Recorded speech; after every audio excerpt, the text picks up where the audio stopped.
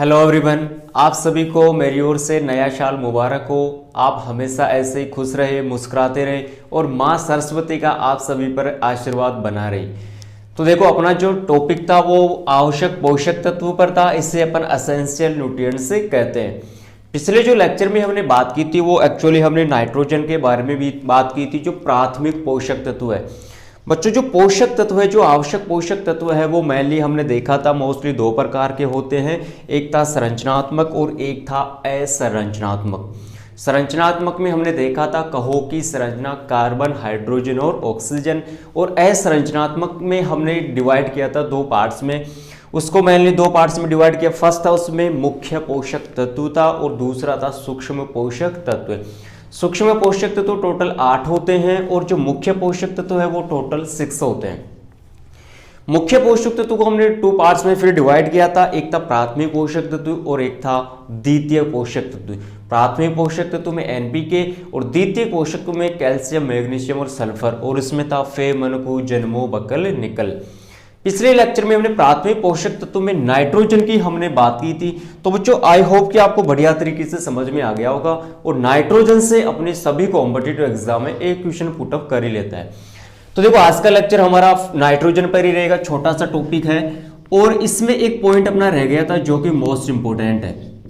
देखो, नाइट्रोजन में जो आज का टॉपिक है ना, ये काफी इंपॉर्टेंट इसलिए है, और इसमें इंपॉर्टेंट की बात अपन करें तो ये जो टॉपिक आपके बायोलॉजी में भी काम आ सकता है आगे, ठीक है ना। जो बच्चे नीट की तैयारी करते हैं या फिर जो आईसीआर, जो आपके जेट और आईसीआर बीच में जो बायोलॉजी आती है, ठीक है ना, और वहां पर भी आपको ये 1 से 2 क्वेश्चन का यहाँ पर वेटेज हो सकता है, जो मोस्ट इंपोर्टेंट है।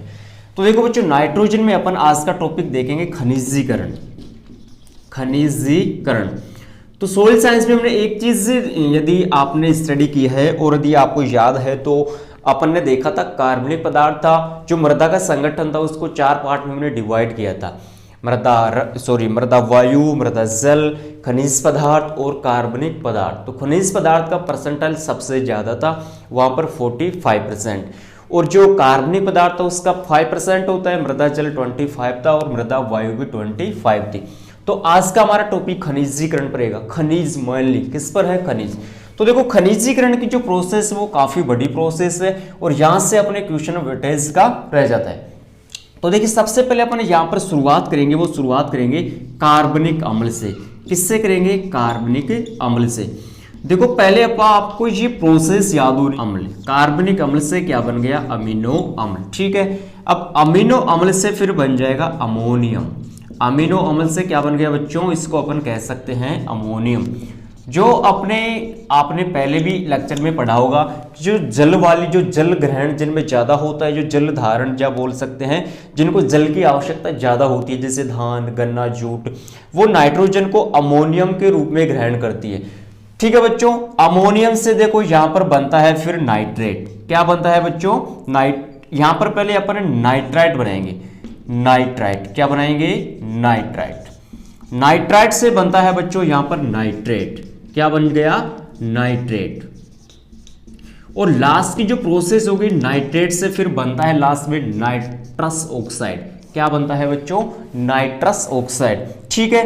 तो देखो, सबसे पहले आपको ये क्रम आपको याद होना चाहिए। सबसे पहले कार्बनिक अम्ल बनता है, उसके बाद अमीनो अम्ल बनेगा, अमीनो ऐसे अमीनो अम्ल और ऐसे अमोनियम, ठीक है। फिर देखो यहां पर देखो, रट्टाबाजी करने की हमें आवश्यकता बिल्कुल भी नहीं है। सबसे पहले कार्बनिक अम्ल, जिसको अपन ऑर्गेनिक मैटर बोलते हैं, कार्बनिक पदार्थ से ही कार्बनिक अम्ल का निर्माण होता है।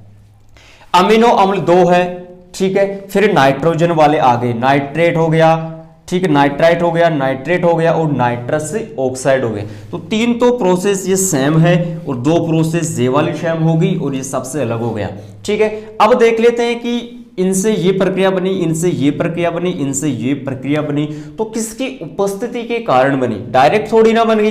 तो देखिए बच्चों, जो कार्बनिक अम्ल होता है ना, ये कार्बनिक अम्ल होता है, ये पॉलीपेप्टाइड होता है, ठीक है ना। कैसा होता है बच्चों? पॉलीपेप्टाइड। ये तो आपने पढ़ लिया होगा पॉलीपेप्टाइड क्या होता है। तो कार्बनिक अम्ल क्या होता है? अपने पॉलीपेप्टाइड होता है, ओके। अब अपन बात करते हैं कि जो कार्बनिक अम्ल है वो अमीनो अम्ल बनता है, तो किस ये क्रिया क्या कहलाती है? तो ये कहलाती है अमीनीकरण, या फिर इसको अपन अमोनीकरण ना कहकर इसको अपन क्या कहेंगे, अमीनीकरण। ठीक है, अब देखो कार्बनिक अम्ल से बन गया अपना अमीनो अम्ल, उसको कह दिया हमने अमीनीकरण। किसकी उपस्थिति में बना, तो उस बैक्टीरिया का नाम है जो लाभदायक है हमारे लिए, बैसिलस स्यूडोमोनास। क्या हो गया बच्चों, बैसिलस स्यूडोमोनास। ठीक है, अब अमीनो अम्ल से क्या बनता है, अमोनियम। तो ये प्रक्रिया क्या कहलाती है, अमोनीकरण। क्या कहलाती है भाई, अमोनीकरण। देखो दोनों में अंतर है, यहां पर अमीनीकरण है, यहां पर अमोनीकरण है। तो कार्बनिक अम्ल से अमीनो अम्ल बनता है तो अमीनीकरण कहलाएगा, अमीनो अम्ल से यदि अमोनियम बनता है तो अमोनीकरण कहलाएगा। यहां पर उपस्थिति वही होगी, बैसिलस स्यूडोमोनास, बैसिलस स्यूडोमोनास। ठीक है ना बच्चों, सेम है, दोनों में बैक्टीरिया सेम है, यहां पर भी बैसिलस है और यहां पर भी क्या हो गया, बैसिलस। अब अपन देखें कि जो अमोनियम से नाइट्रेट बना और नाइट्राइट से नाइट्रेट बना, तो ये वाली प्रोसेस क्या कहलाएगी, तो ये वाली प्रोसेस कहलाती है नाइट्रीकरण। क्या कहलाती है बच्चों, नाइट्रीकरण। दोबारा से देख लीजिए एक बार, अमोनियम से नाइट्रेट बनने तक की जो कंप्लीट प्रोसेस है वो क्या कहलाती है, नाइट्रीकरण कहलाती है। अब देखो नाइट्रस ऑक्साइड लास्ट में बना तो इसको क्या कहते थे, वी नाइट्रीकरण। क्या कह दिया भाई, वी नाइट्रीकरण। आई होप कि आपको बढ़िया तरीके से समझ में आ गई होगी। अब यहां पर भी देख सकते हैं, यहां पर क्या होगा, नाइट्रोबैक्टर। यहां पर किसकी उपस्थिति होगी, नाइट्रोबैक्टर। और यहां पर क्या होगा, नाइट्रोसोमोनास। यहां पर क्या होगा भाई, नाइट्रोसोमोनास। ये लो साहब, नाइट्रोबैक्टर हो गया, नाइट्रोसोमोनास हो गया।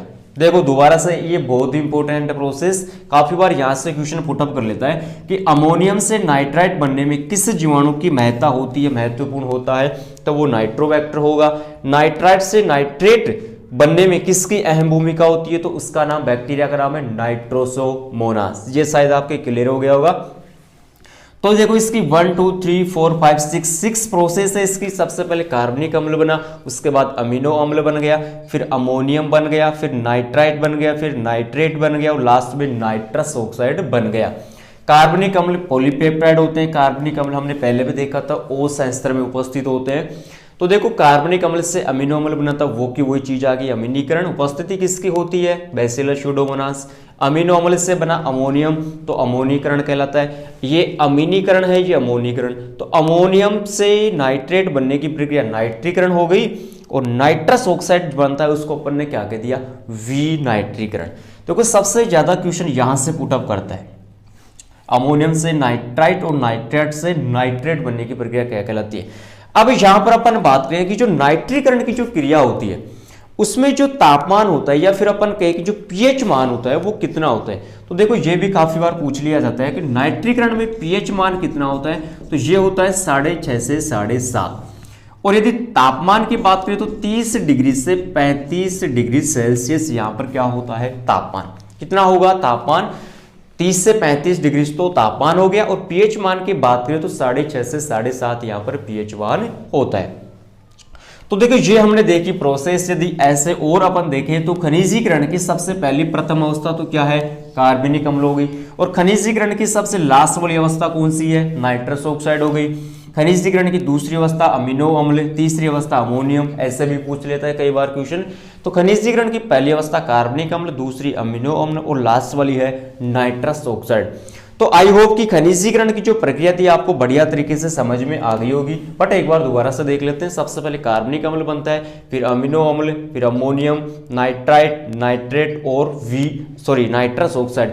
ये 6 प्रोसेस है। सबसे पहले ये वाले नाम आप याद कीजिए। फिर दोनों में सेम प्रोसेस है, यहाँ पर भी बैसिलस है और यहाँ पर भी बैसिलस है, लेकिन यहाँ पर अमीनीकरण है और यहाँ पर क्या आ जाएगा, अमोनीकरण।